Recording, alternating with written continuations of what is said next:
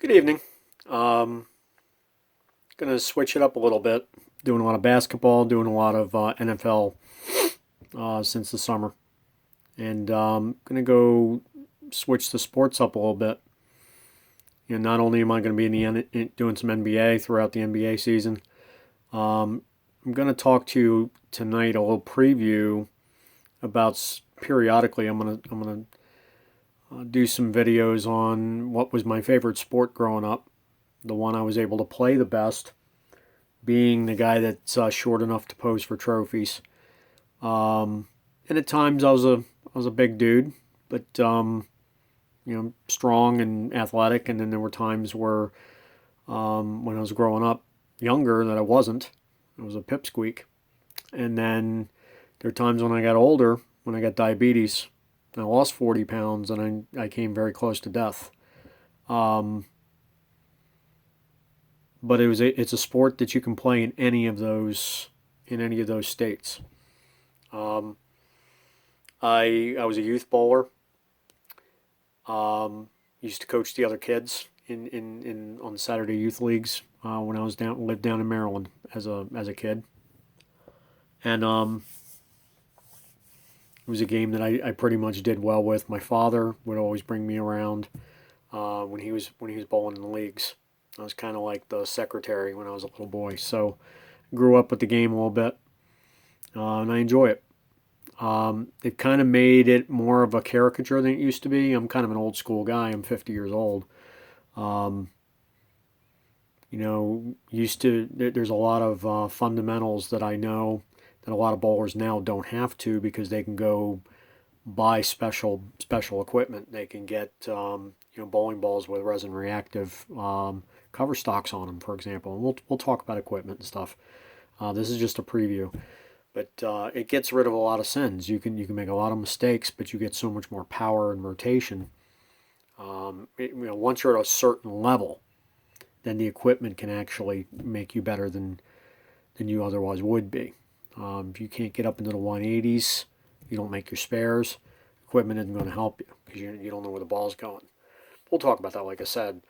You get to that level, though, you're able to get that extra strike or two a game that gets you up over 200. My last year before I retired, I had a back injury. I ended up at 217. So, but what I did is I bowled in leagues where there were guys who were on a professional tour coming out of the leagues that I was bowling in. I didn't even crack the top 10 in that league that year. I think I might have been maybe top 15 if I was lucky. It's years ago. We guys averaging 240. It's ridiculous. And this was in the 1990s. So this is years and years and years ago. Bowling balls are made differently now. And there's so much more technology that goes into it, but the fundamentals have gone away. And I'm looking to get back into the sport because what I want to do is I've been coaching with Special Olympians and I enjoy that quite a bit, but I want to get back into bowling myself because I think I can marry the fundamental aspects of what I have. I've been weight training. I'm getting a lot stronger again. Um, and I think I can take that mellow Zen type of thing and maybe be the best I ever was. And it's just something that's been gnawing at me. It's a competitor in me that wants to get out and see what I can do, and not just as a senior bowler, but as a bowler. So both, really. Um, so what's this aspect of the channel going to be? Here's what we're going to look at. We're going to talk about equipment at some point. We're going to talk about the basics first. We're going to keep them short and snappy. We're going to talk about. I made myself some notes here so I don't go too far astray. Um, yeah, what are the best? And you got to wear these when you're 50. Not on the lanes, thank God. But there's an exercise regimen that goes into bowling, and you really got to do a lot of lunges. You got to do some specific strength training. You got to strengthen the wrists. I know the jokes write themselves. Be careful. This is a PG channel. But yeah, there's some specific exercises that you have to do. You have to have good knees. You have to have good quads. And you got to have the kind of derriere that can crush diamonds with minimal effort. It helps. And so, that's how you approach it from, you don't have to necessarily go running 5 miles a day or anything, but you have to have the ability to control yourself.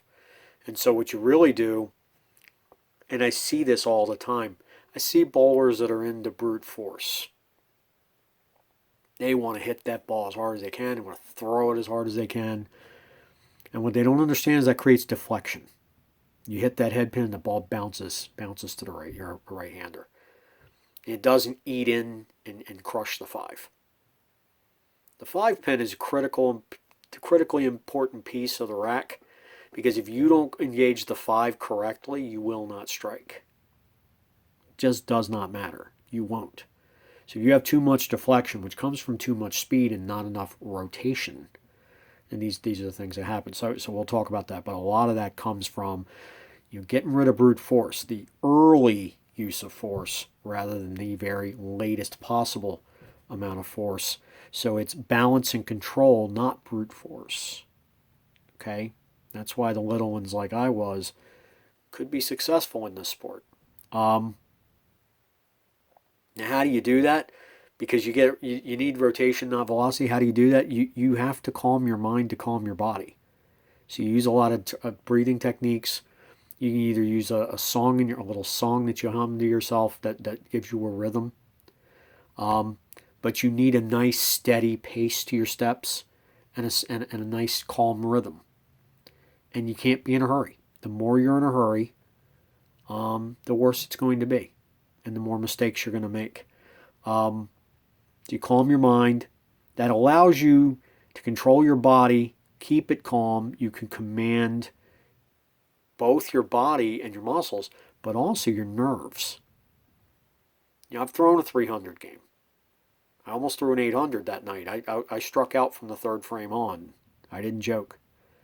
My best 3-game series was 793, and I want to get back and get an 8. I'd like to get a ring. I hope they give rings still. I've been away for a long time. But you just have to, when you're nervous, you've got to control the breathing. And there's a lot of the pace of the breathing and the pace of your the cadence that you use as you're going up the lane. They should match as much as possible. You just got to bring yourself down. And you also got to remember you're there to have fun, and it's a game. But you can take it deadly serious. I was the kind of guy, before I quit, I'd get pissed off if I crossed over and had a strike on the Brooklyn side. It's a little bit of I don't know. I used to call them a pecker. They still do. So coiled strength. You want rotation, like I said, and I'm going to give you one quick one here before I get out of here, and I just want to scary. I'm trying to be funny with this thing. What I want you to notice is how coiled strength works. So if you're throwing a punch and you're squeezing your hand all the way from back here and you're really tense, and then you go to throw a punch and you see how much power that gives you. You smack a hand, right? But if you take it nice and easy, keep the hand loose, and then you just kind of bring it forward. There's no tension, and then last second, muy bueno. And when you do that, Mark Roth used to say, that the great, and he's in the Hall of Fame, imagine lifting the middle third of the ball out of the ball at release. So we'll talk more about that. But this is a sport I love. Just want to get some interaction. We're going to do more sports, and we'll talk more about bowling. This is more of an introductory video than anything else. So like, share, subscribe, comment, and I will be talking with you again real soon. Peace out, me homies. See ya.